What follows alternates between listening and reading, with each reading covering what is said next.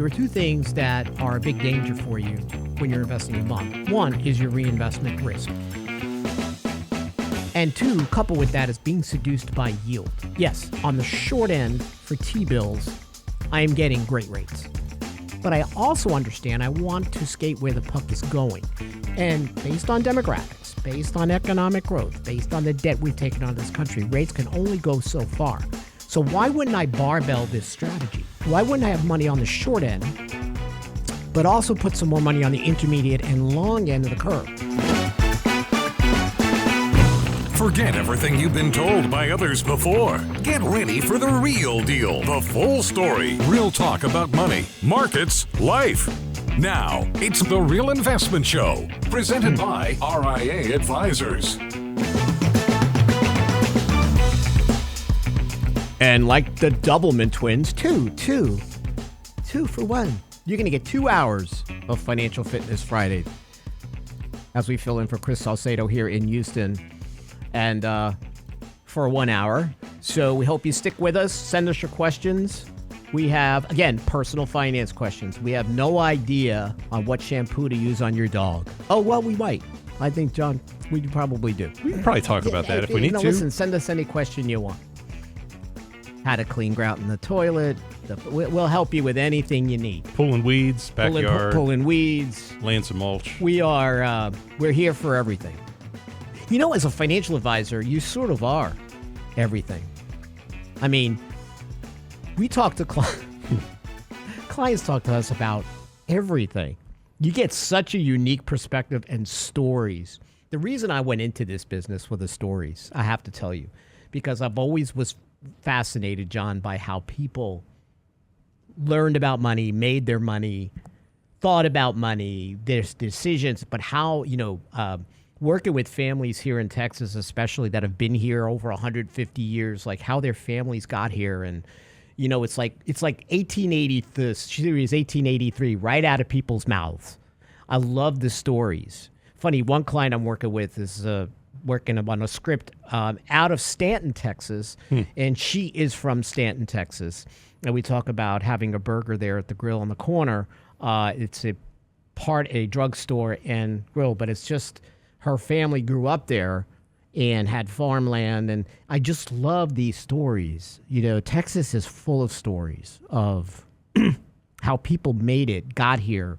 I don't know. There's a spirit that is amazing to me. Yeah. So isn't it fun? I think that the greatest part of helping people with their money is listening to their stories and how they got here and what they think about money. Yeah, just how they want to, leave a legacy for their children or family, yep. Or if maybe they don't have kids, or maybe there's charitable intentions or philanthropic and what they believe in and what's important to them. And yep. I agree too, Rich. Excuse me. I really, the part of this business I really enjoy the most. And it's always fun talking about stocks and bonds and all that stuff. But it's really about the people and their stories and their families and their livelihood. There's so much more behind that number that's on the account statement. Oh man, I'll tell you. I mean, the stocks and bonds. I tell people, listen, if you're a financial advisor and especially a fiduciary, and you only want to talk about stocks and bonds, and you want to get into this business, you're talking about one layer of a 7-layer cake. That's right, and that's it. And it's probably not even the best layer. It's probably the more stale layer. Sorry, Lance. Those charts, boring. So that's why Lance and I were a good combination, because he was, it's about financial planning. That's what I listen to before I go to sleep at night. I sleep like a baby. So, it's, I get it. Stocks are more exciting, but investments are more exciting. So speaking about exciting, stock market is definitely Wall Street heading for a losing week this week. Dow futures down 122 points, S&P futures 24. Again, Lance has been talking about this. This is a healthy consolidation. We went way too far, too fast. The Fed has been really good at putting a kibosh on it. Listen, if you think the Fed's going to be cutting rates by the end of the year, I got a bridge to sell you somewhere in Brooklyn. And it just doesn't make sense to me, John, that the Fed would go ahead and cut rates. And matter of fact, the stance that Powell has, not only is his legacy, on the line, his stance of, listen, we might have 2 more rate hikes. You look at core PCE, you look at Atlanta Fed sticky price inflation, this level of inflation is stubborn. Okay, we blew off the supply chain inflation pretty quickly. But to get now where we are to 2% is going to take a lot of work. So all this, bucolic talk of, soft landings and other things, listen, maybe. I don't buy it. So I think that the Fed's not done. But listen, your guess is as good as mine. Coming out of this pandemic, there are a lot of unusual behaviors. There are a lot of unusual metrics. Who knows how messed up we are in the brain being locked up for 2 years? It's coming out in consumer spending, right? I talked to someone the other day. I said, listen, I don't know if you really can afford this vacation. It's not a client, a friend of mine. I'm like, you're spending how much on a what? Mm-hmm. He goes, listen, you know what? We got locked up for 2 years, and I'll make it work, because he feels secure in his job. So, I think people got a little rewired being locked up for a couple of years. I see more folks now, or talk to more folks now, that they're taking kind of the lifetime trip that they've been pushing off for years, and they're just at the point where we're just going to bite the bullet and do it. Yeah, I've seen because that too. They might say we may never get to do it. Yeah, and again, some people can afford it, and they've postponed it, and that's fine. But then there are people like, wait a minute, maybe you need to step back. Yeah, maybe don't go to Italy. Maybe go to Italy, Texas. That might be just as fun. Brent disagrees. Paris, I'm sure Texas. Most of you probably disagree, but there is an Italy, Texas. There is. I pass the sign all the time. When Amy goes, I want to go to Italy, I send her that sign. No, I really do want to go to Italy too. But yeah, I mean, listen, it's in your plan, in your budget. Enjoy yourself. But again, it's that kind of thing. So this is a slow grinding kind of economic stagnation, right? I call it muck nation. It's like stagnation light. It's sort of like trudging through the mud in your boots, right? I'm still moving, but it's just tougher. I got a job, but my wages aren't really keeping up with inflation, even at this rate. I have companies that will start to cut back. Liquidity is draining out of the system. It's taking longer to do so. So you do have to understand that all this AI romance that we have is fine, but you got to make sure you're managing your risk. Yeah, the AI does kind of seem to be the theme of the day lately, doesn't it? Oh, gosh. I remember when we were working together during the internet bubble, right? Oh, yeah. And we would roll our eyes every day. Oh, yeah, pets.com with the puppet. Hi, everybody. The puppet was the best part of that thing. The dog puppet on pets.com, I think it was, wasn't it? Those are the good old days right there. Yeah. I'm like, oh, my gosh. Toys.com. If you added a .com, I had a friend of mine at that point. He was like, listen, you know how I'm dating? What? He goes, I just add .com to my name. It's working. It's working. So now AI, he can create a whole new wife. So the thing is, the story took a little bit longer to get through the system. Information was moving at that point, but nowhere near at the speed it is today. Agree. So this AI thing just caught up, and I'm like, listen, AI has been out there. My daughter's doing a project on quantum computing, right? This has been out there for a long time, folks. And eventually, AI goes the way of the radio. And what I mean by that is everybody gets used to it, and it's not the sexy thing anymore. It's just part of our lives, and you're still wrapped up in the beauty of it and of that kind of thing, and you're not managing risk, and all of a sudden, your stocks drop by half. We're going to talk about the SECURE Act and why you could retire at 55. You can't drive 55. Do not drive 55 in Texas. Not here. Ooh. I don't even think you can drive 85 here anymore. 105. Yeah. We'll be back. The Real Investment Show.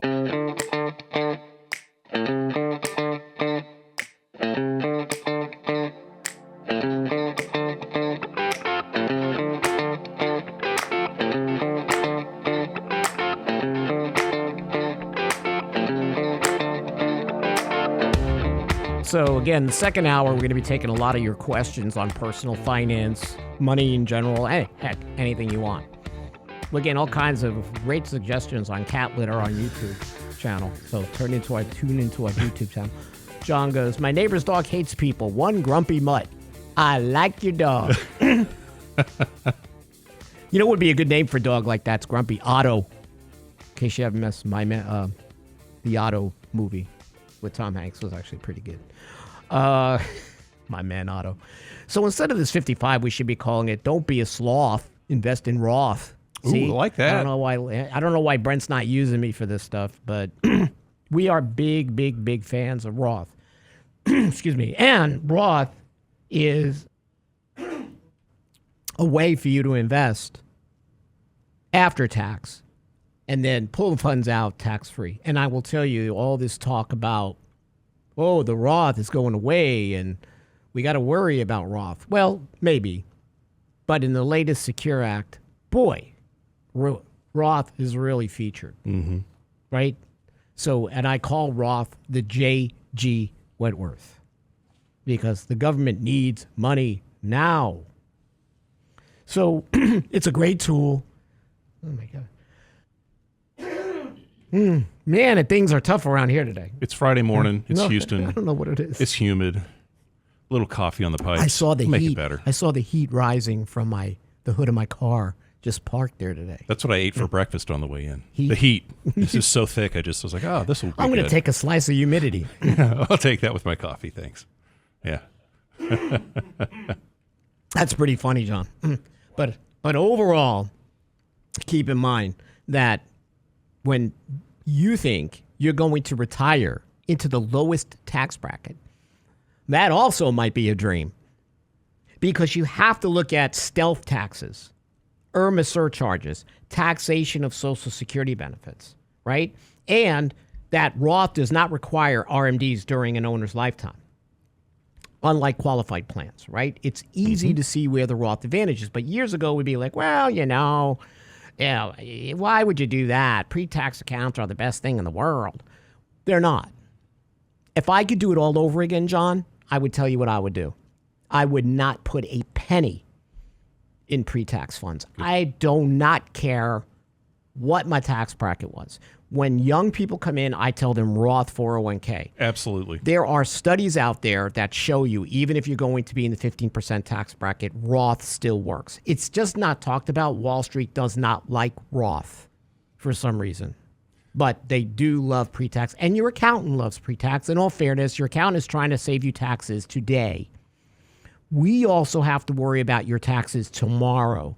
We have to worry about your retirement income and your taxation, but most importantly, the surcharges and what I call the back pocket taxes of Social Security. You know, most people do not realize Social Security is taxed. Yeah, either 50, depending on your income, it's taxed at either 50% or 85%. Yeah. Right. So Roth can be fine. Now, also Roth has become, since the Secure Act, a much more of an incredible legacy tool, especially for non-spousal beneficiaries. So my daughter is my beneficiary. Children, or even whoever is going to inherit your IRA outside of your spouse, even if they're in the lowest tax bracket, do you realize when they inherit your pre-tax account, they have to take that money out over 10 years. They don't have to take it out they used to be able to take it out over their life expectancy, but now it's over 10 years. And if you had passed away while you were taking required minimum distributions, they have to take them too. Now, John, it's still unclear though, because the IRS is still, I thought they'd be back to us by now, but what do I know? I thought so too, honestly, and we're halfway through the year. That we don't really know if, say, your dad had an IRA. You inherited that IRA, but he was taking required minimum distributions. Generally speaking, you should be taking those, but the IRS has been going back and forth on this issue. I would just assume that that's probably going to be the case, but we don't know.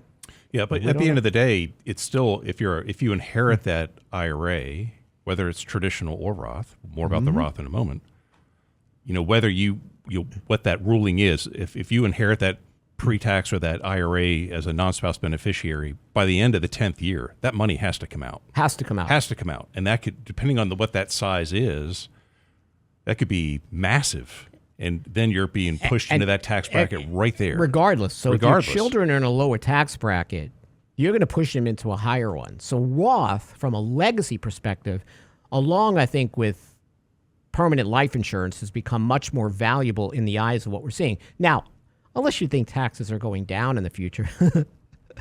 I'm sorry. That always makes me laugh when I say it. I have one person out of like 100 I ask, oh, yeah, no, taxes are going lower. They are? What planet are you moving to? You moving to the moon? Where are you going? Based on the debt we're taking on. They tax you there, too. Even if you move to the moon, they'll figure out a way. Yeah, they have that cheese tax, don't they? Well, the tax on the moon is only 1/6. Yeah. And it would still be higher. I was going to say something about taxes on Uranus, but we're not going there. Oh, I think we did. Brent's like, oh, God. When did I get the 2 of the 3 2 hours, folks. 2 hours, Remember, folks. Stick with 2 us. hours. Chris Salcedo will be calling everybody going, do never listen to that show again when I'm out. So the thing is, Roth, and Donald says, I like Roth also. It is less hassle. It is less hassle. I rather pay the taxes now while I'm a human capital earnings machine as opposed to when I am retired and I am no longer, and I want every dollar to work for me. That's what I want. And again, in some cases, it may not work. In many cases, if you have a good financial advisor who's going to run the numbers for you and show you that, hey, I have all this money in my pre-tax account, that is a ticking tax time bomb. Because, the government went ahead and said, listen, you can go ahead and extend your required minimum distributions to age 72, and then they'll slowly creep up to 75. Well, you're just creating a bigger time bomb for me, right? So we usually suggest when people start retiring and say they're in their 60s, you take your money from your IRA first for your withdrawal. Don't let that tax deferral sit there. Start pricking that bubble. Pull the money. Pull a little bit more than what you need and put it in an after-tax account or convert it to Roth. Because when I retire, say I want to retire on a farm. Do I want to retire on a farm with one animal? Or do I want a lot of animals or a lot of different seeds that I'm planting? I want what I call diversification of accounts. I don't want all my money in pre-tax and I have zero tax control. But that is what Wall Street tells you. That is what your brokerage advisor tells you. That is what your accountant tells you. And it's wrong. You got to think unconventional here.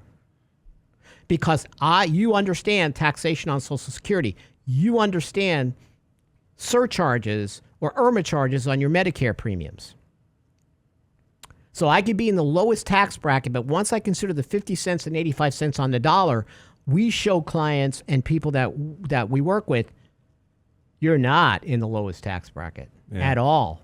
No, I didn't. Something else too. And folks, hey, you've been great savers. You've been putting money aside, and you've built up that pre-tax account. Now you move it to your IRA. But even for things that maybe you haven't thought about yet in retirement, buying vehicles, paying your property taxes. I mean, I can't tell you how many folks I visit with where all of their money, all of it, is in that IRA.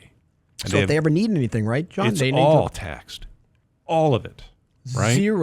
Zero flexibility. And you got to remember, you're going to get hit by the tax torpedo.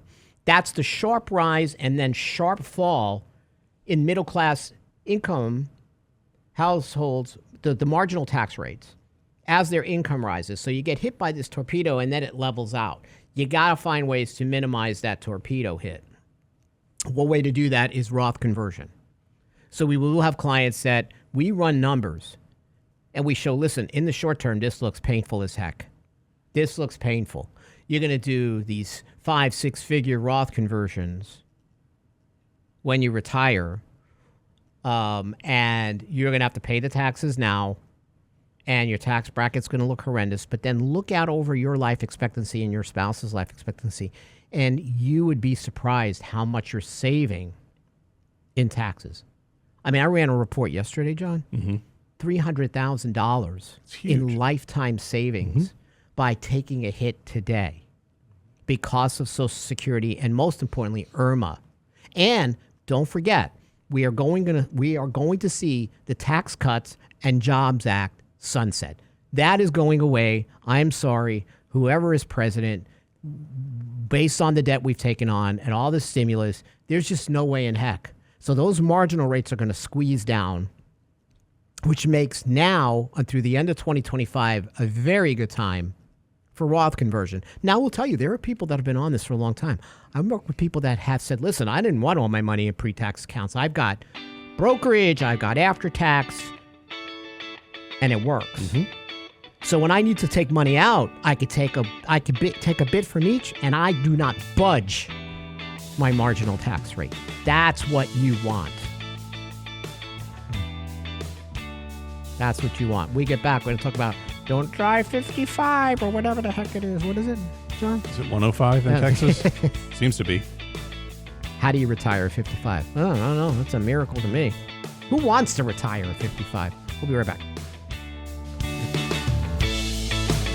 The Real Investment Show.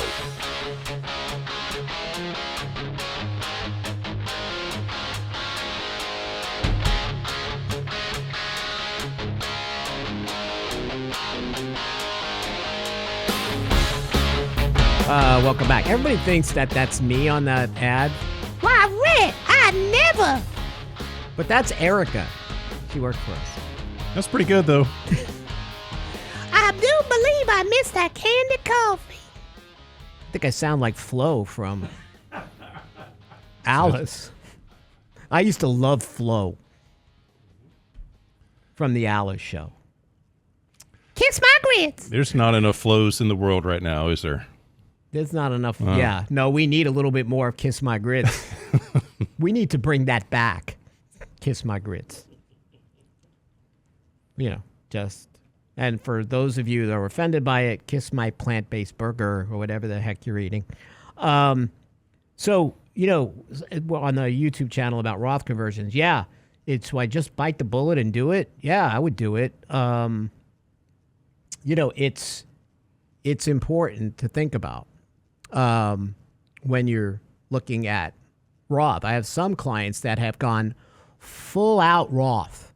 Like over the last 5 years, they have drained, John, their IRAs to Roth.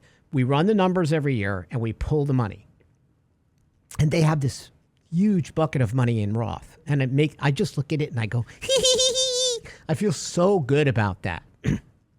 Right? Because part of it is also their legacy intent to their children. That's what I really see as a common theme where, especially with moms and dads, they're ready to maybe look at this so they say, hey, I don't mind. I'm going to just pay the taxes now so my kids don't have to. That's just right, what it comes because down of the changes to non-spousal inherited IRAs. We're getting a lot of great comments on retiring, so we're going to use that for the fourth segment. We talk about retire at 55. So interestingly enough, Smart Asset did a study about where high net worth people are moving. Now, again, don't California my Texas, but right, they're looking at households that are making $200,000 annually, and they're saying, hey, where are people moving? Well, obviously we know Sunbelt states, the most migration. Starting with Florida, obviously Texas, Florida, Texas, Tennessee, Nevada. I mean, Nashville is crazy. I've always loved Nashville for decades. I've gone to Nashville. I used to work for a well-known country music star down there for a while. And Nashville at a time and Hendersonville, so beautiful and quiet. But it's crazy. It's crazy now. But people have discovered these states. So, and I just think, I think, John, this is going to continue. I think so too. I mean, there's, you were talking earlier about, the relationships and why you really got involved in this business. And I think we're very fortunate that, a lot of the folks that we serve, individuals and families that we serve, we work with a lot of folks that live out of Texas too. Right, we do. And there's a number of folks that I visit with that are up in that upper East Coast area. Hey, I'm from Pennsylvania originally. I'm from up in that area. Some beautiful country up there, but there's a lot of folks that I'm visiting with You must that. have overheated those Amish women. Hey, Oh, now, my Lord. Look at that John Penn. Woo. that was many years ago, folks. Just saying. I need to hang out with you more. God, I always feel so much better about myself. This is so good. But a lot of folks that are up there in that New York, New Jersey area right now, Yeah. there's been a common theme where they're wanting to maybe move out of It's- state and maybe come down here, come For on down retirement yonder. purposes, it's so much easier, right? You want to manage your cash flow, paying state, local taxes. It's crazy. And a lot of states are losing their tax bases as they move to other states. But, you look at real estate values in Florida, they're not, I mean, they're a problem now. I mean, Florida is not as affordable as it was at one point. And that's going to continue to happen. But I just think this migration, I have talked to clients, so many of their children who are living up north. They're living in Chicago, and they're like, we're moving. We're just picking up. We're going. Yeah, and there's We're just gonna make it work.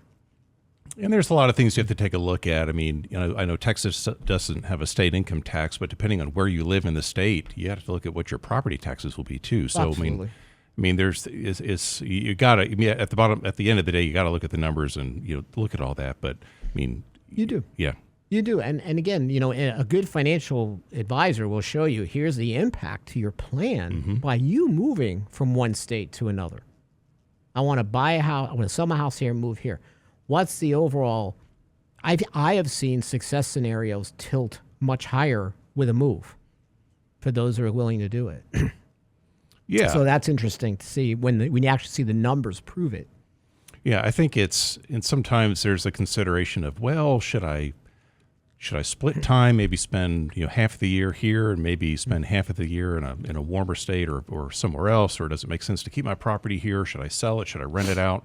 What's great is you can really run all those scenarios and see if there's one certain recipe that provides that overall, that better probability of success, right? And it's different for everybody, but all definitely worth looking at for sure. Well, especially with remote work, seeing a lot of younger people. Although, I mean, I think remote work people are getting a little tired of it.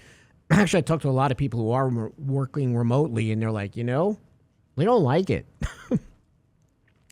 It was fun when everybody was home, Yeah, there's something about. but now it's where is everybody? Yes, there's something about being at the office or being at that facility and having those face-to-face interactions and having that sense of camaraderie again. Yeah, even if it's a couple of days or 2-3 Absolutely. days a week, I think it's important because one of the rules tenets we share for retirees is remain social.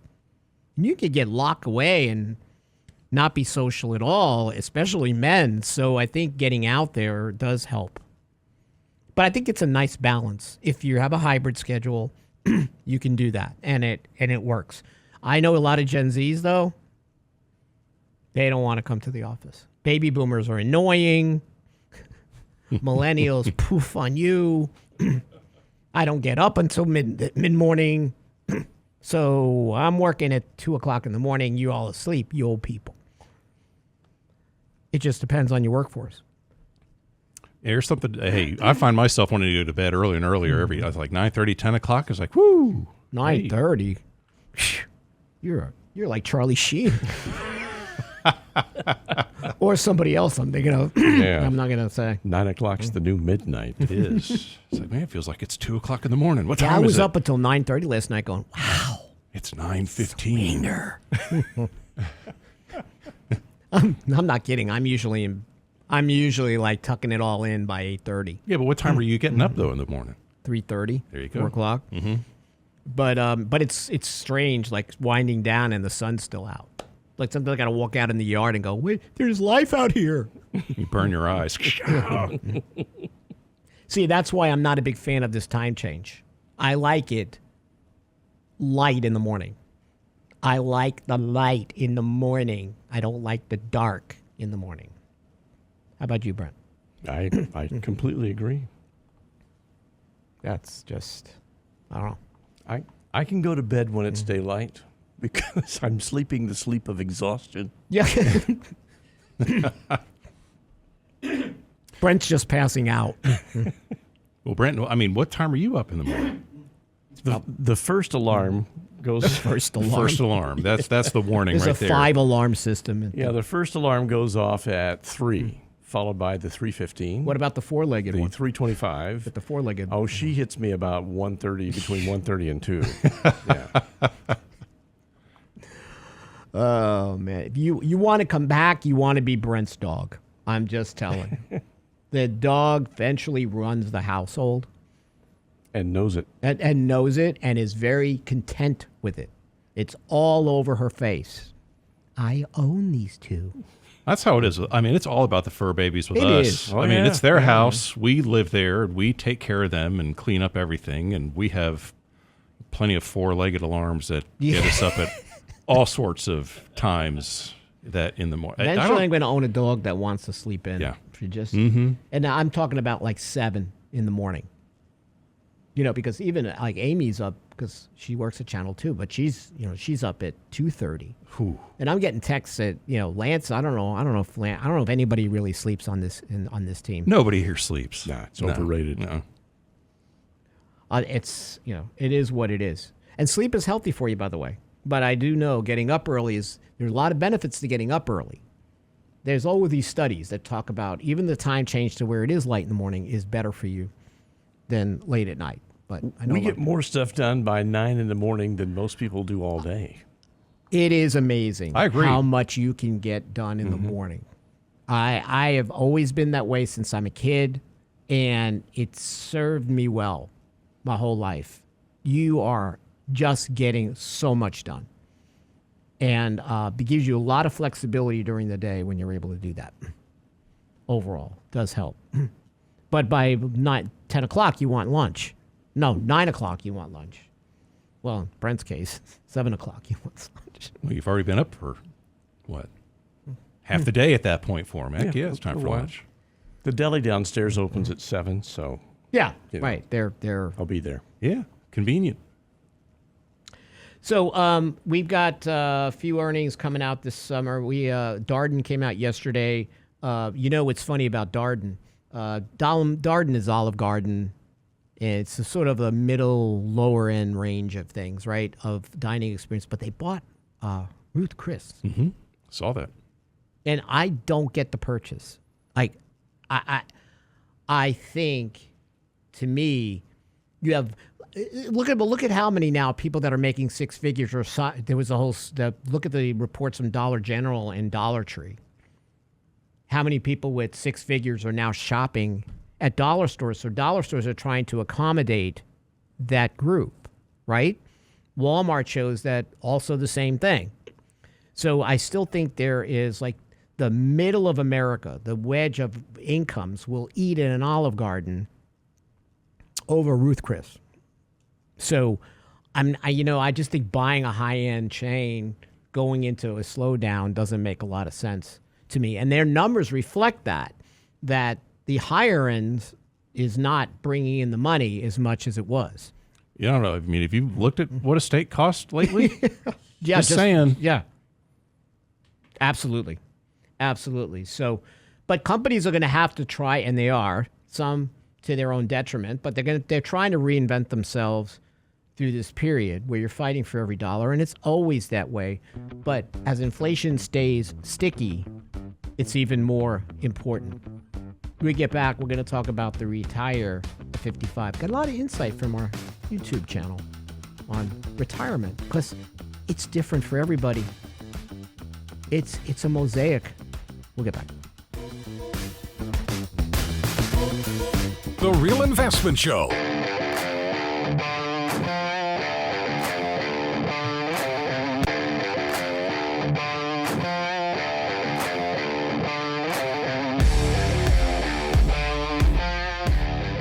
Well, I usually would say this is our last segment, but this is a special 2-hour edition of Financial Fitness Friday. We'll be taking questions in the second hour, filling in for Chris Salcedo here in Houston. Hope Chris is getting a nice rest. 281-558-KSCD 5738. Those last 4 digits. Or YouTube, send us a question, personal finance, anything you want to ask. We are here to address it. If not, we'll just continue the conversation. So in my book in 2012, Random Thoughts of a Money Muse, I talked about how retirement's going to have to look different for everybody. So there's this guy, John, Terry Lantrip. In 2018, he took a 1-acre investment property in North Texas, and he turned it into a tiny home village. 13 lots that cost renters, bring their own homes, $700 a month. So they have common areas like the garden, the fire pit, the laundry room. So he purchases in Lake Dallas, 7,000 people. And just the mom and pop investors seeing the signs of what retirement might look like, especially for people who are going to retire early that may really need to cut their fixed expenses. So retirement is a different story for everybody at 55. Yes, you're able to maybe withdraw from your IRAs, move money. There's certain things you're able to do in 401ks at age 55. It's some magical number. But more important than that is, what does retirement look like to you? If you watch commercials on financial media, it's all about your magic number. Yeah, what's your number? And your number better be 7 or 8 figures. That's not going to be possible for the majority of Americans. We work with people. You would be surprised by how much they have in retirement savings, but yet I see them having very enriching retirements. It's not perfect. Nothing ever is. They might work a part-time job they love. Someone on YouTube just said that. Listen, I would like to retire, but maybe work part-time at a place. Everybody knows Buc-ee's is my place. Right? That's my place. Would love to have a change of scenery sometimes. But people are doing that. They're working a little bit longer in part-time jobs. They are waiting to take Social Security at 70 to get a bigger paycheck. So they're filling it in. But they are cutting their expenses, and they're understanding that the big house and all the stuff is more of a hindrance than anything else. And it's nice to see baby boomers take on that kind of mentality. When we were growing up, it was all about, oh, you got to have the big house and all the stuff. Now as I get older and I look at my daughter and how small she lives and she's happy with it, I just think that's somewhat of a good lesson you're going to get from younger generations, that you don't need all of this stuff. And your kids don't want your stuff. When you go to an antique store, that's all the stuff you use up to your kids. So, quick story on that. There's a gentleman that I've worked with for a long time, and their house is their everything. Poured everything into their home. They love, I understand. Right? And they have a beautiful home. Sure. And the goal is this whole time to pass it on to their children, We're going to leave it to our family. So had lunch with this particular gentleman and his oldest son. Met the son for the first time. Okay, just nice. Really great conversation, meeting his kids. And I'm sitting in between them at the table. And the father says, at some point... Stuck in the middle stuck in the middle, Steelers wheel. So, so he was like, he basically told the son, hey, at some point our house is going to be yours. And the son basically looked at him and said, Dad, I don't want it. I'm going to sell it. Oh, my God. Just like that. I mean, it was supposed to be this warm, emotional, you, oh, my gosh, thank you. This is wonderful. And I mean, didn't even skip a beat. I'm going to sell it. And I was sitting in between them, and I was like, well, this is awkward. Yeah. But that's the truth. Yeah. Because it's just not the same. It's just not the same. Or they might use it as a rental, depending on the house.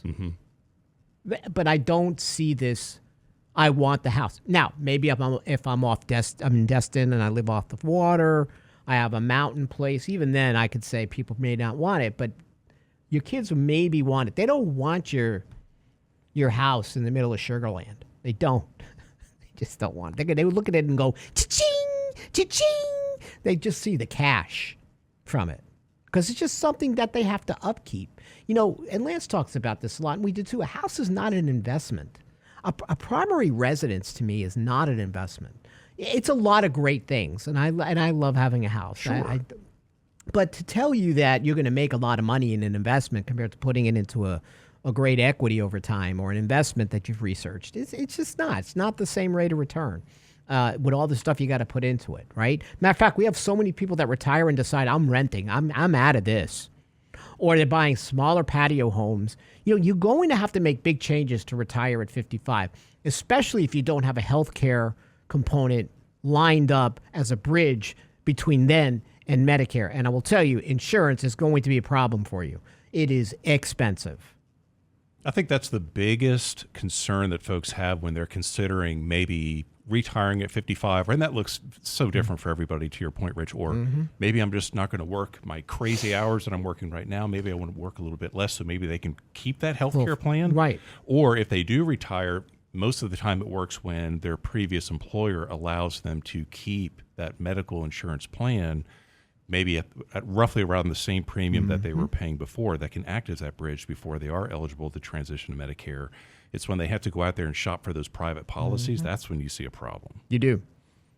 That's why people sometimes stage early retirement. One party retires sooner and goes on to a spouse's insurance, right? So there are ways to do this. No retirement plan's perfect. It's Right. perfect for you.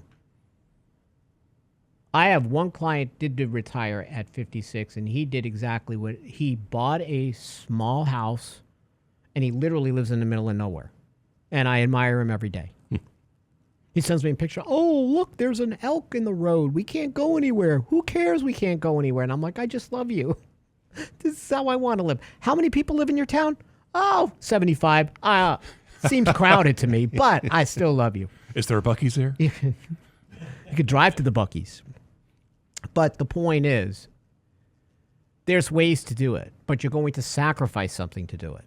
You're going to have to live a lot more reasonable. And guess what? There are people who do. I have one client that all she does is she loves books. She loves to read. She works at the library. She goes to the secondhand bookstores. But that's what brings her joy. And she collects Social Security. She works part-time. She has nowhere near the portfolios that probably most people have that are on listening to this show or on YouTube, but she's okay. Her retirement works for her.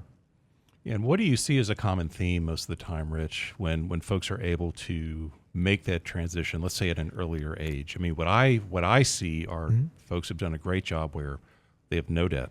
No debt. That is absolutely one of the components. They are great stewards of debt. And their living expenses, just their basic living expenses, what it costs to keep their lights on and food on the table and just live their life, it's very reasonable, right? Not egregious. And they're not going out to fancy restaurants, They're not doing they don't find a lot of joy in that stuff. They rather cook at home, like you said, but the no debt issue and accumulation of savings has been one thing. But they also take pleasure in the simple things.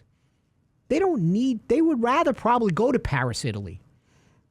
Or I'm not Paris, Italy. I'm in Paris, Texas. Italy, Texas. But Italy, Texas over Italy. I mean, they're finding joy in these things. Well, but they have a great life. I mean, They do. They're out there. They have their hobbies and they have their interests. But another key point that I see that helps folks transition into that retirement, whatever that looks like at a younger age, is they have a sense of purpose. There's something that they're involved in, whether if it's, to your point, maybe it's working part-time or maybe they volunteer or whatever. They have a charity but for. they've got a group. There's social. There's a social network that they're plugged into of some sort. Because how many times? I mean, there's been a number of times where folks they say, "Hey, okay, John, I'm going to retire," and then in about a year, I get a phone call. I'm bored. I'm going back to work.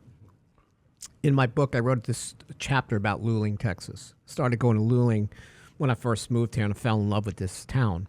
And now everybody likes it. But the Watermelon Thump, which I'll be at this weekend, very simple. And I got a chance to talk to people, even though I say, who's this Yankee trying to talk to me? You know, he's one of them. He's one of them. So and Lilling has this aroma. Would you say, Brent? Aroma. It's this. It's an aura. From Wells and so forth. Yeah. So I'll never forget. So I talked to a lot of people there to get their ideas of money. They look at me like I'm crazy. Like, what are you doing here? You don't belong here. Go into and ask them about how did they retire and ask them questions. And I got some of the best lessons. But he goes, don't crinkle. One old cowboy walks out of Blake's Cafe, goes, don't be snuffing your nose at this smell. That's the smell of money. We get back. I have no idea what we're going to talk about, but we'll get there. But we'll be here. We'll be here. Now, it's The Real Investment Show, presented by RIA Advisors. And welcome to Financial Fitness Friday. As we fill in an extra hour for Chris Salcedo here in Houston, 700 KCV, the voice of Texas. We're also taking your questions here. Brent, give us the phone number, 281-558-573. Or go to our YouTube channel. Yeah. Submit questions there Send if you us a want. question. Something to talk about. Topic on your mind. Topic on your mind, personal finance that's been on your brain. I know a lot of people do or spend some part of their weekend having money dates. I know it sounds boring. But, it is a good time to sit down sometimes during the week. I know a lot of people who do it on Sundays. They sit down, they go through their budget, they go through their statements, they figure out what they need to do, how to plan for vacations. Nothing wrong with that. Usually, from what I see, especially when there's a couple, that when they're kind of working on that together, both parties are involved in that process. And one's a little bit more in the weeds than the other, but they're both looking at their money decisions together. Uh-huh. And they have rules where they say, before we spend X, they kind of have a limit where they say, hey, before we go make this major purchase, we're going to talk about that first. Absolutely. Right? I mean, things like groceries or, things to kind of run the house, they kind of know what they're going to spend, but for kind of things that fall outside the boundaries, they have kind of a preset, hey, before we make this decision, we're going to sit down as a couple and we're going to talk about it. So we're both in agreement here, right?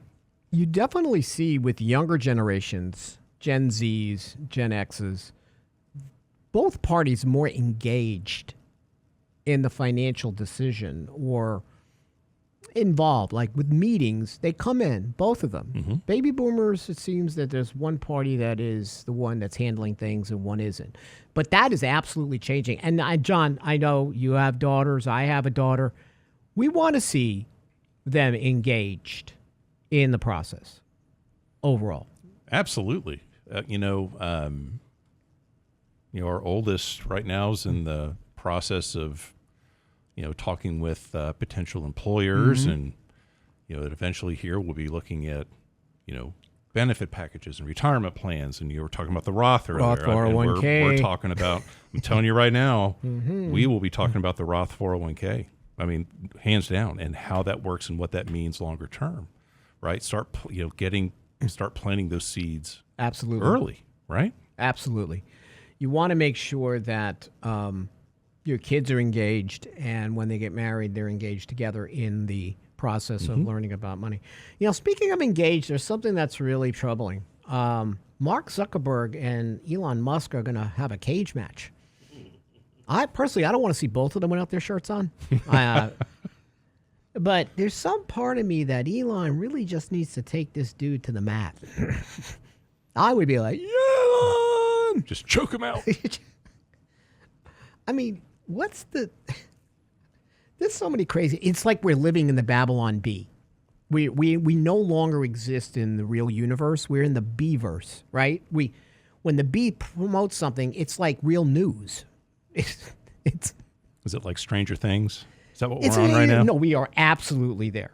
So they want to fight in a cage match. They're joking about it, but they're like, I don't know if they're really joking. So are we talking 3-minute rounds here? I think we might be. Yeah. They're talking about the Vegas Octagon. So, or a move called the Walrus. One. I have another name for it, but I don't want to bring up her name.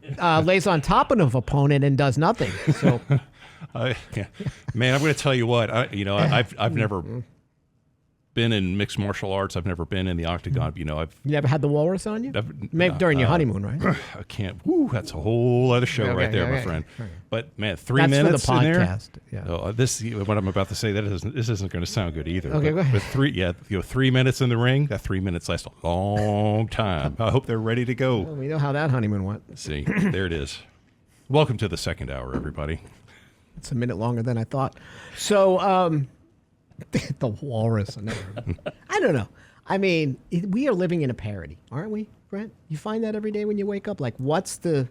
It's like you can't make this stuff up. No, I mean, I think it imploded the Onion because I know the Onion's out there, but I don't think the Onion is as prominent as Babylon Bee overrode them. But I think the Onion ran out of stuff that's sarcasm. I mean, there's no... Mad Magazine look like a Mensa study guide. Well said. It really does. It really does.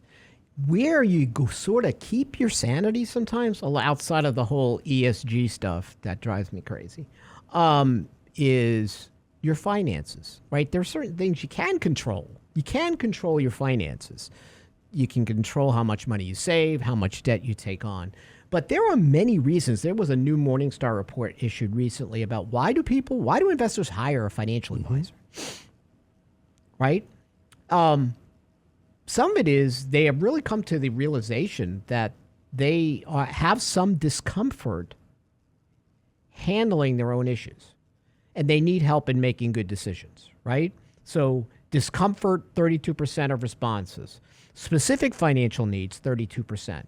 Also, behavioral coaching. I will tell you, the advisors of today and the future are going to be even more from the side of behavioral coaches. With the politics, the division in the country, the turmoil with the Fed raising rates, people are distressed overall. Inflation. You are, and we have always been emotional coaches. You will also be a wealth coach. You will also be forging the connect between health and wealth.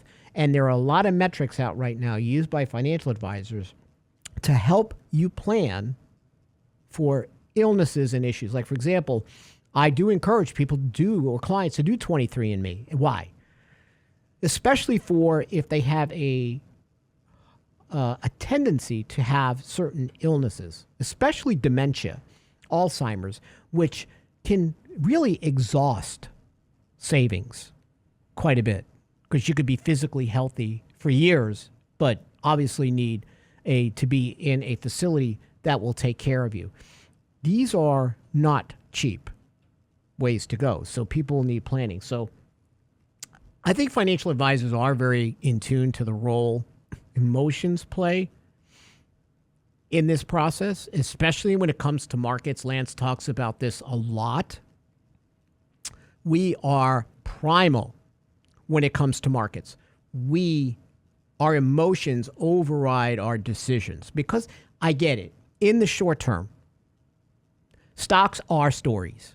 Stocks are narratives, right? When your broker used to call you years ago, he's not talking to you about the numbers of a company. He's talking to you about the products and how they sell and what they do to get you all emotionally involved, engaged, you're emotionally connected.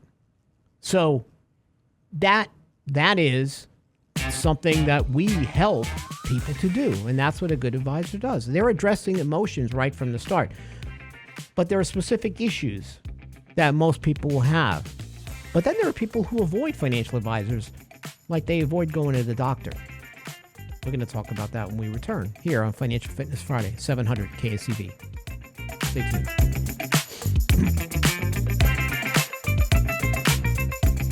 The Real Investment Show.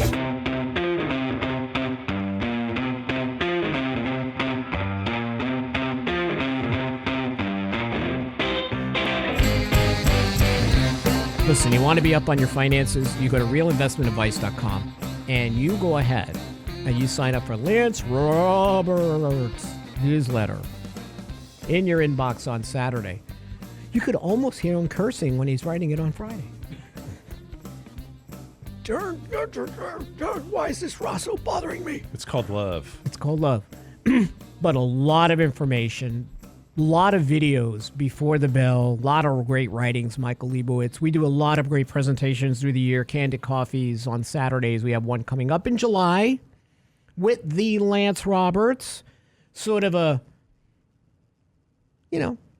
year-end, not year-end, middle of the year kind of, how's the market doing? What are the macro conditions that you need to be concerned with?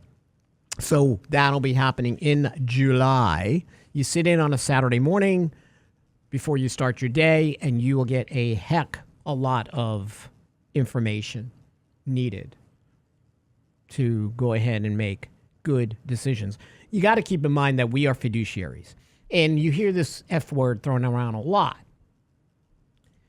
because, and I think a lot of people take it for granted, but what a fiduciary is designed to do is put you above your interests above everything else. That's the freedom that fiduciaries have. They don't work for big brokerage firms, which they have the agenda of the brokerage firm and most likely will sell you product. Doesn't mean that they don't have good intentions to help you, but they also have other things that they have to be masters to.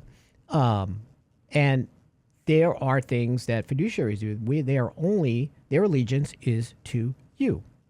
So this study, this 3,003 respondents who answered one of these three surveys, only 623, or about 21%, report that they currently work with a financial advisor. In the U.S., about 33% of Americans reported working with an advisor, but 62% reported needing to improve their financial planning.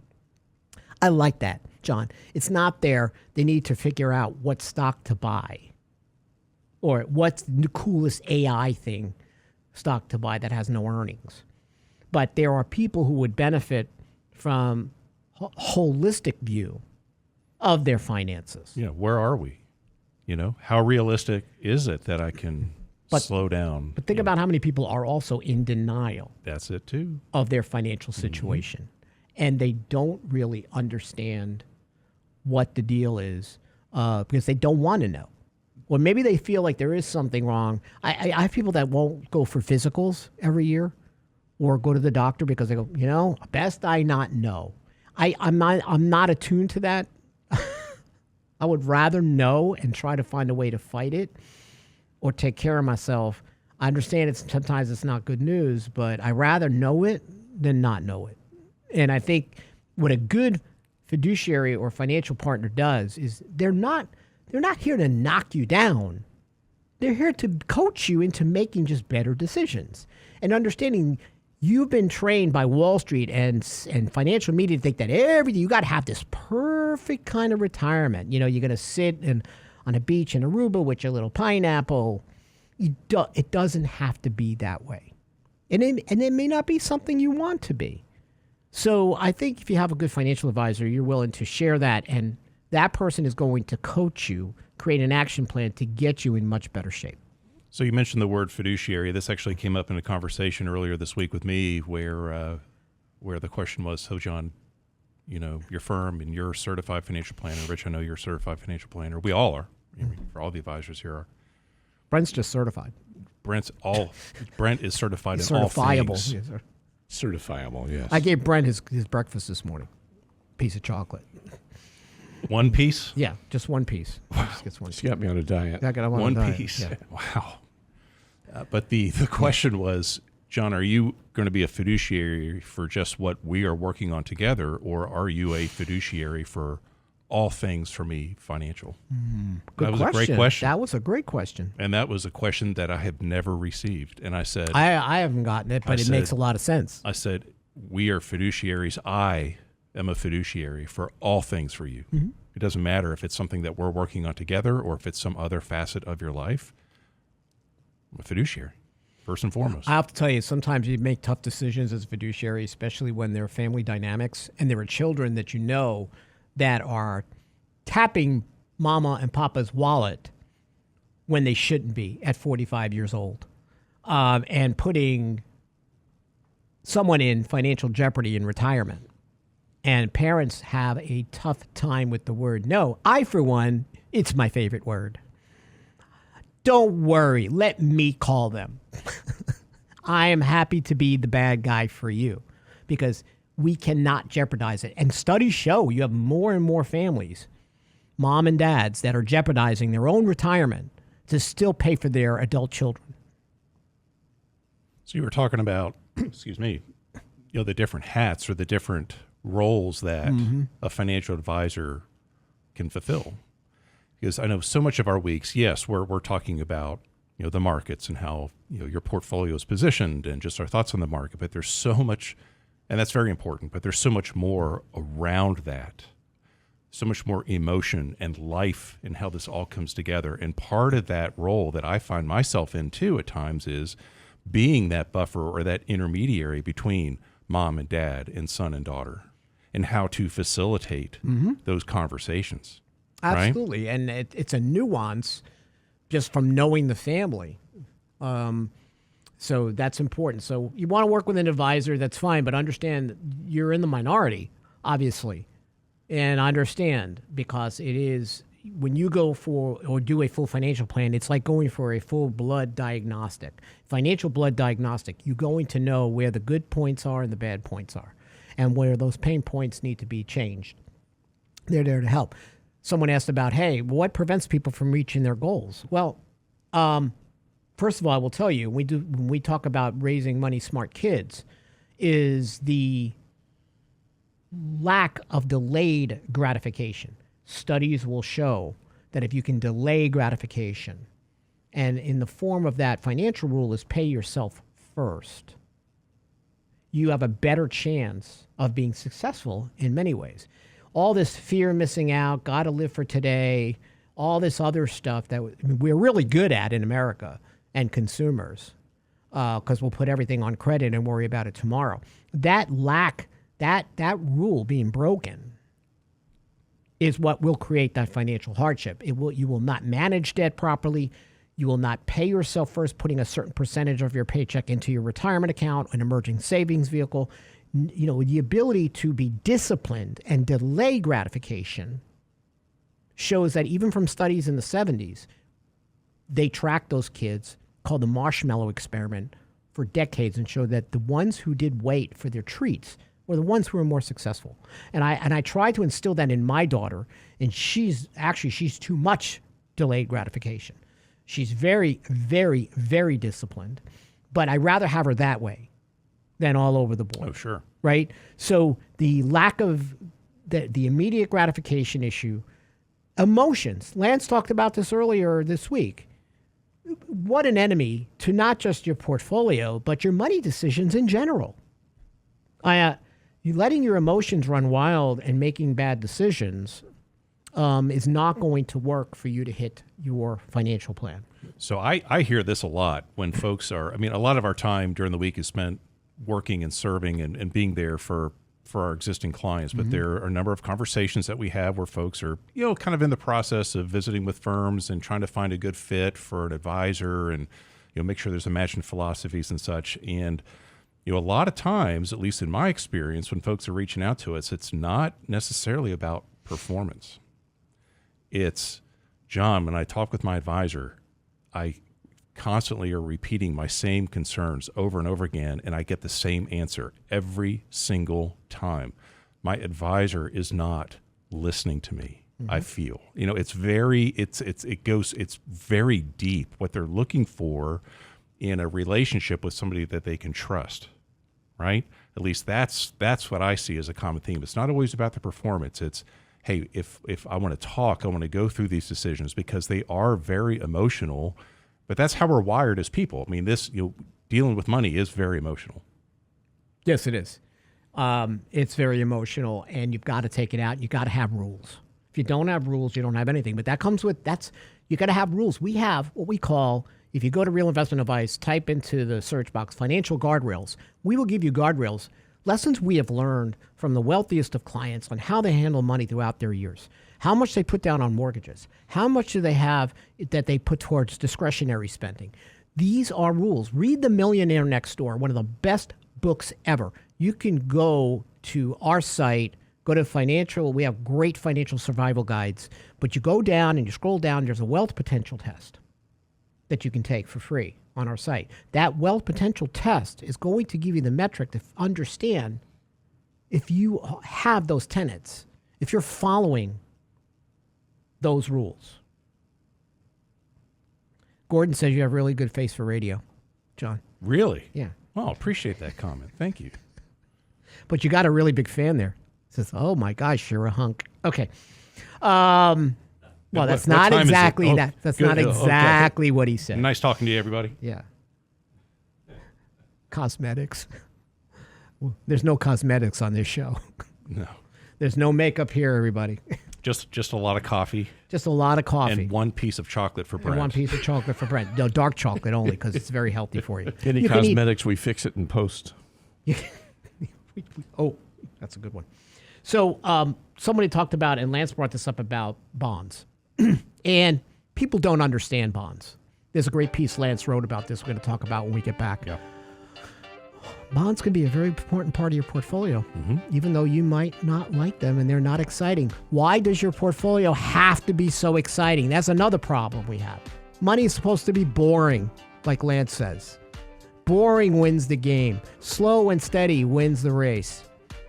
We'll be right back here on Financial Fitness Friday here on 700 KSCV, Voice of Texas. Stay tuned. You're listening to The Real Investment Show.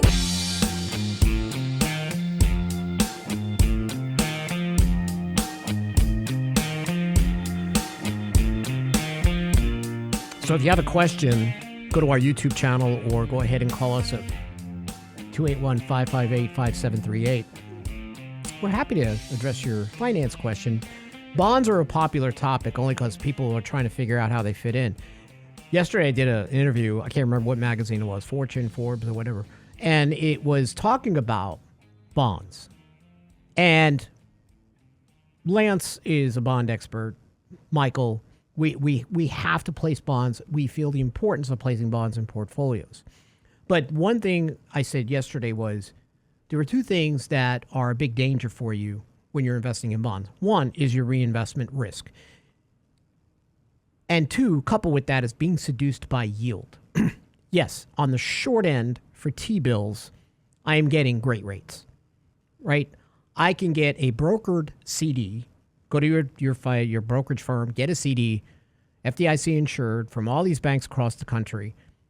You're going to get, you want to go out a year, 5.3%, right? These are better yields than we've had in a long time. So I'm like sort of a kid in a candy store with this stuff. But I also understand I want to skate where the puck is going. And based on demographics, based on economic growth, based on the debt we've taken on this country, rates can only go so far. So why wouldn't I barbell this strategy? Why wouldn't I have money on the short end, but also put some more money on the intermediate and long end of the curve? So yesterday a client said, Rich, I don't understand this. The yields are less on the intermediate and long end. Why are you guys buying it? It's not for the yield. The Fed does not drive those yields. The overall state of the global economy will drive those yields. So if I think that economic growth is going to slow down, and I understand the debt service in this country is atrocious, talk about why financial plans fail, I want some money on the long end of the curve for capital appreciation. Unless you think, the economy is just going to take off and it's going to be gangbusters and, things are great. It's just not that way. With the debt we've taken on, it's like you running in a Texas August with 1,000 pounds on your back. You're only going to make it so far. So you take some part of your money and you go on the short end of the curve. Nothing wrong with that. You got the yields, park the money there, right?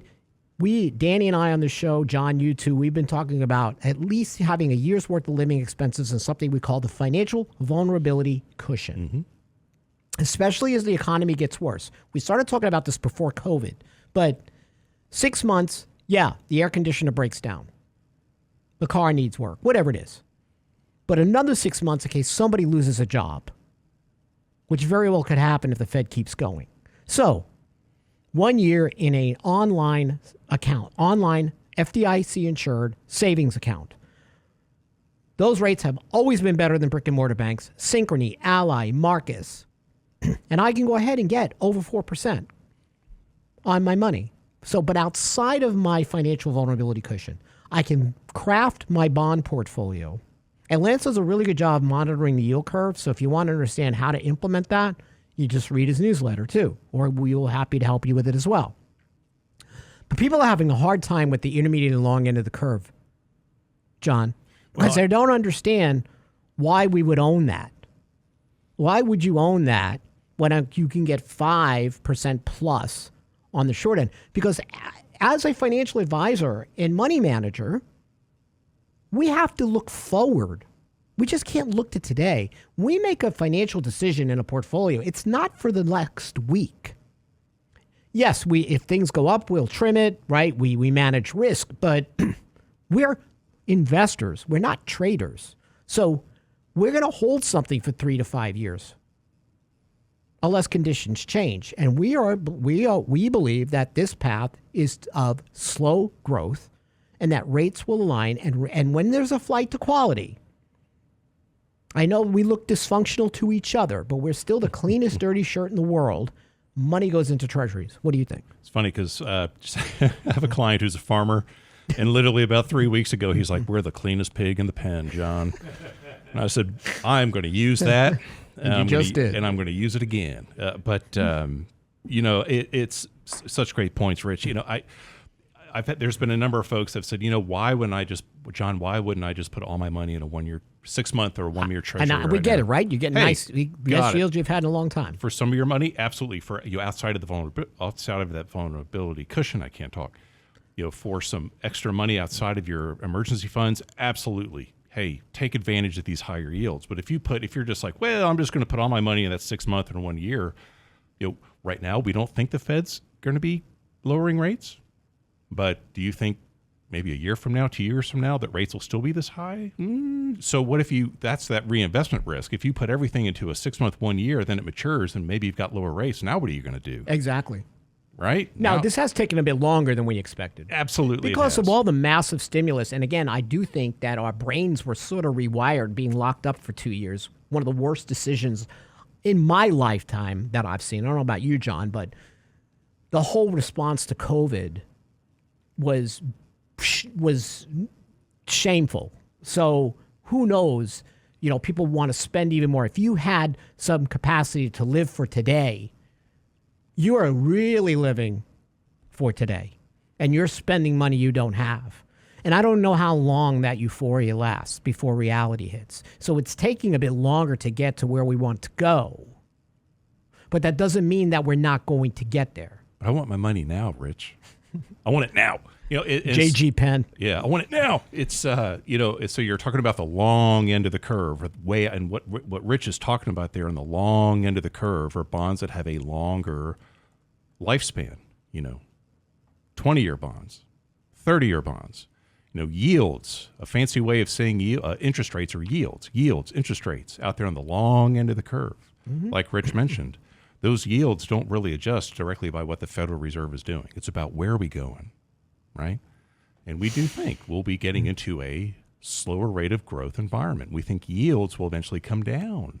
Think about diving. What does a diver do on a board? Yeah. When they want to get that velocity to jump, are they doing it right from the beginning of the board at the end? So there's much more of an exacerbated move at the end of the board. You want to walk the plank, that end of the plank is a lot shakier. That is not affected by the Fed. Exactly. That's affected by the economy and inflation. So you got to look at the longer term macro trends to figure out why you would own that here. Again, unless you're in the camp that we're into a whole new growth cycle, all the debt we've taken on means nothing. Everybody is financially literate, and we're all going to sing Kumbaya later after the show. That's just not I mean, just look at demographics. Nobody wants to have babies anymore, and that's crucial to economic growth, right? Because the world's going to end tomorrow thanks to Greta. Greta, we're already past the time frame. You said we're supposed to be gone by now. And we're still here. We're still here, Greta, torturing you. So you got to look as a financial advisor, and I don't think there's anybody better, and I know I'm biased, then Lance and Michael and our team to look at these numbers and crunch them objectively and try to give you the most realistic information out there. It's not bullish. It's not bearish. It's more of an eagle eye on this stuff. So you're going to have some of your portfolio. I would barbell it. If I were doing it myself, I'd be barbelling my bond money. And look to cues where the yields are overdone on one side or higher or lower to add to that portfolio component. That's what we do. Yeah, I mean, you've got some bond exposure for that income, for the higher yield. But then you're using bonds also for not necessarily the yield or the income, but for growth opportunity, right? So you're marrying the two together. And you never know. Once your short-term money comes due, maybe it's not going to go to bonds. Maybe it will go to stocks. Right? We know 7 stocks have driven the entire market this whole year because it's all AI. I call it the Ricky Ricardo. Ay, Lucy. Terrible Ricky Ricardo impression. I'm gonna let you handle that next time, John. Yeah, you're still better than me. So you don't know when that money comes due what it's going to look like, but the odds are becoming more out of your favor that yields are going to be higher in a year from now than not, or 2 years from now than not. So that's how you place insurance policy. If it's risk on, then you want bonds. When it's risk off, bonds are going to be boring, and they're just going to sit there, and you're going to collect you're going to collect income from it. If it's an ETF, maybe you get paid monthly. It's not exciting. It's not designed to be. Matter of fact, there are a lot of great stocks out there. Like we go through and we look at all these companies, great yields, great cash flows, but they don't have AI. Maybe it should be like ProcterandGamble.ai. Maybe that'll do it. So sooner or later, the breadth of the market, and we've started to see that, is going to change. It's going to spread out. And there's nothing wrong with collecting dividend yields if you can find them. But they're not going to do what these AI stocks do. That's what diversification in your portfolio does. Every position has a job. They're not supposed to be all doing the same job, because when they all break for lunch, your portfolio breaks too. Right? It's all works different to create the actual return you need to hit the financial goals you have in the future. We'll be right back here on 700 KCV, the voice of Texas. Stay tuned. The Real Investment Show.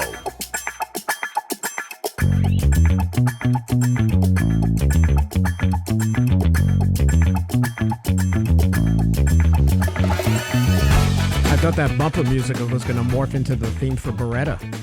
Keep your eye on the sparrow. Can y'all tell we've been here for almost 2 hours? It's like, this is way too much, man. We love you, but it's time to go. Can we just play Johnny Cash until 8? Ooh, I like Johnny That would Cash. work. Little Johnny Cash will treat you right. Sure will. So you got a lot of good, you just got a pretty decent comment there on Yeah, YouTube actually some chat. great comments coming through on our YouTube channel here. Kathy, great comment. She made the comment, picking a financial advisor is just as important as picking your primary care physician. You have to go through a process to select your advisor. You really do. It's not only the skill and knowledge, but it's how they keep up with that skill. Like I'm always learning. Like I'm going for a new certification. We learn every day.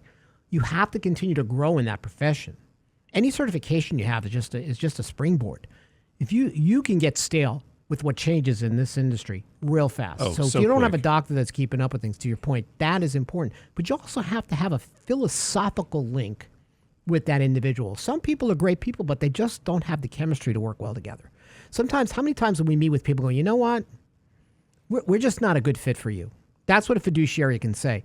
We'll help you, but your philosophy and our philosophy on money and other things just does not gel. You're not going to be happy with us. Yeah, and there are a number of times where it's important, just as you are looking for a primary care physician, or you're in the search for somebody that's going to help you with your finances.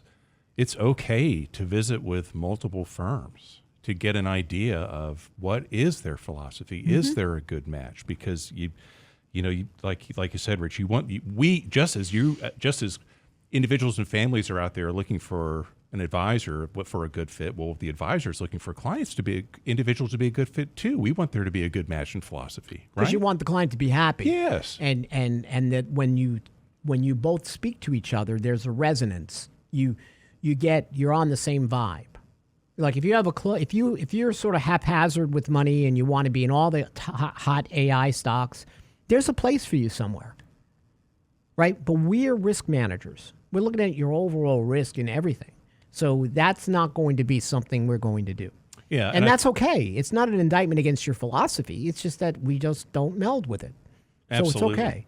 But two great books you brought up. Gary, thanks, Gary. And Kathy, thanks for tuning in this morning. Gary, thank you for tuning in. I know Gary listens to us on a daily, regular basis. Thank you, Gary. He said, when he said, I told you I gave my son The Millionaire Next Door. Yep. And another book, The Wealthy Barber. When his Always son my favorite graduated from high school, and it said it had an immediate impact. Those two books are the great foundation for your kids. Matter of fact, for a lot of adults, at where my old firm, I used to give out copies of The Wealthy Barber in the beginning when I started, because to me, it made such an impact. Talking about just the overall, it's a very holistic book. See, two of these books, when you read about money, everybody wants to read about the stocks and, the greatest, how to get rich in a day. But you got to look at books that are going to give you holistic ways of building wealth, working on your brain as well as your wallet. Millionaire Next Door and The Wealthy Barber will do that. Wealthy Barber talks a lot about insurance as well and risk mitigation. These are important concepts. One of the children of a client I work with, I recommended those two books along with some others. So those are, those should be anchors in your portfolio, your book portfolio when you're starting out. And matter of fact, I think some people can still get the benefit from The Millionaire Next Door, and there have been revisions to it. That book does get revised, and the message is still important. Okay, the person who's driving around in the Ferrari and gets out and has the Rolex and all that is probably one of the most broke people you've ever met. Not that there aren't very wealthy people who do that, but people who are very, The Millionaire Next Door talks about, again, how many times when we worked, and John and I worked together at the former firm, you'd have people come in and they were, remember one farmer dressed in his overalls coming in and he sat with me and he had more money than...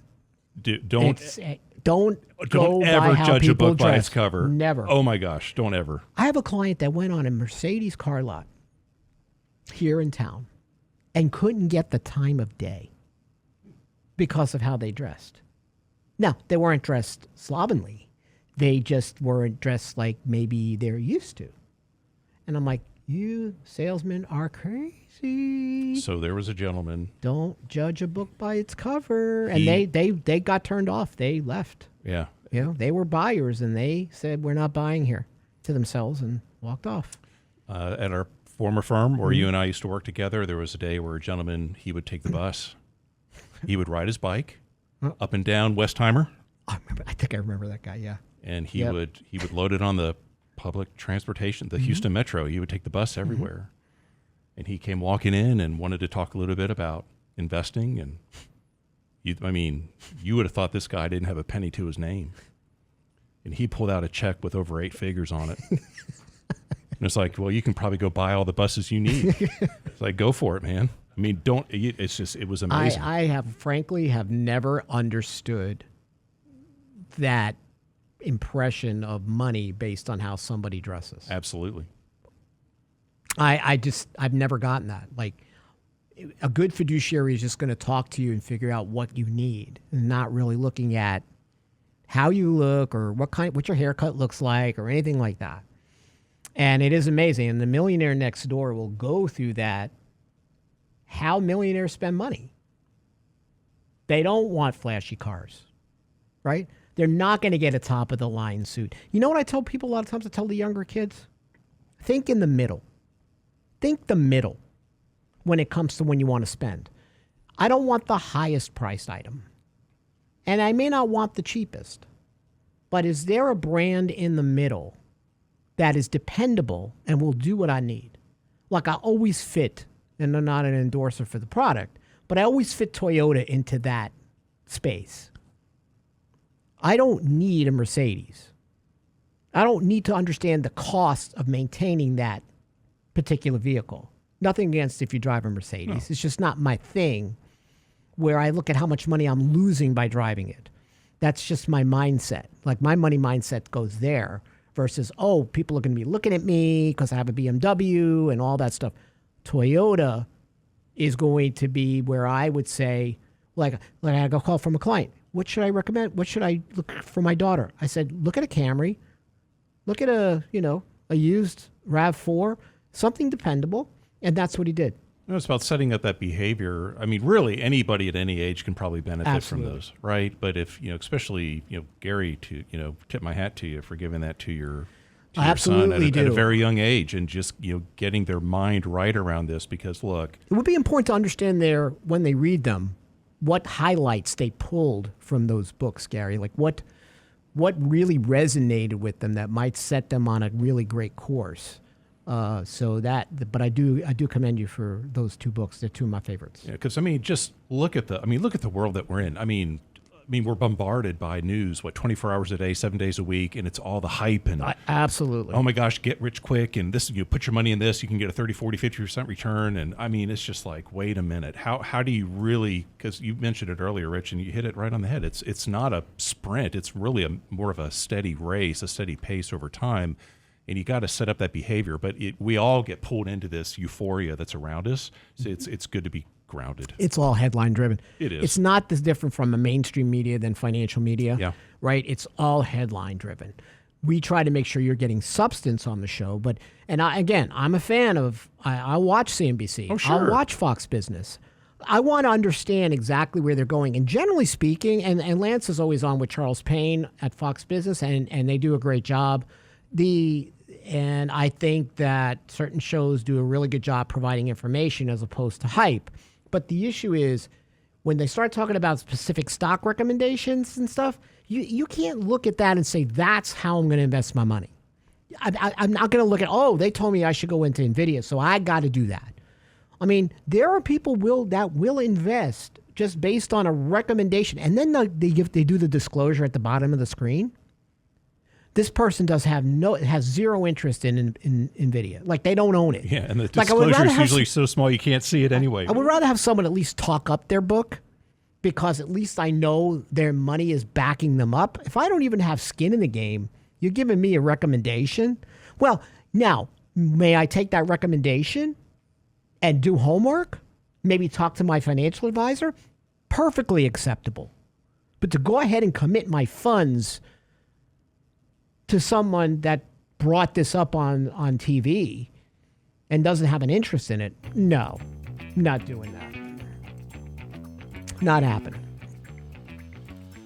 And I think we're done. I think Financial Fitness Friday is history. Looks like we'll be back on Monday. I think Chris is back on Monday as well here on 700 KSCV. We'll hear Chris Salcedo at 8 o'clock. All right, everyone, have a great weekend. Thanks for tuning in.